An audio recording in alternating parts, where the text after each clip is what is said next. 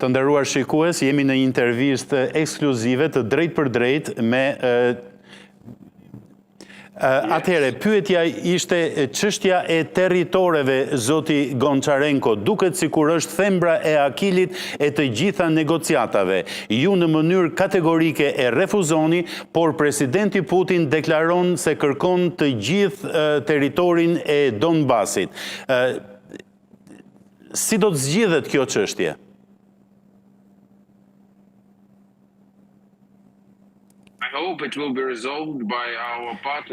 Shpresoj të zgjidhet me ndihmën e partnerëve tanë, Amerikës dhe botës së qytetëruar, që t'i bëjnë presion Putinit që t'i jap fund luftës në vijat aktuale kufitare. Ajo që kërkon Rusia nuk është e drejtë. Ukraina u sulmua pa një provokim nga Rusia. Pra, kjo është e papranueshme për ne dhe unë mendoj se kërkesat e Putin janë sepse ai nuk e do paqen, por duhet të justifikoj vetëm vazhdimin e luftës. Kjo është pika kyçe e kësaj çështjeje. Absolutisht. Dhe pyetja e fundit, zoti Gonçarenko, a ndiheni komod me mënyrën se si Shtetet e Bashkuara të Amerikës i janë qasur dialogut me Rusin për të dhënë fund konfliktit të armatosur dhe sigurisë që ato japin për të ardhmen e Ukrainës?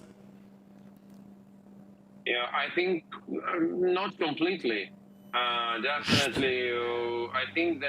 Mendoj se presidenti Trump dhe administrata e tij po bën më shumë për sanksionet.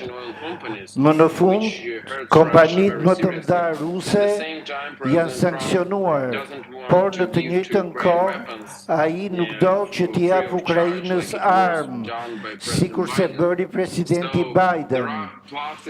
Pra, ka pika më dyshje në të dyja strategitë.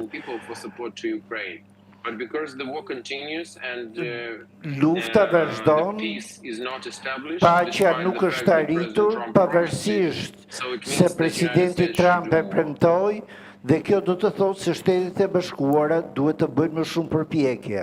Zoti Gonçarenko, ju falenderoj sinqerisht për kohën dhe ju uroj suksese në angazhimet tuaja. Faleminderit.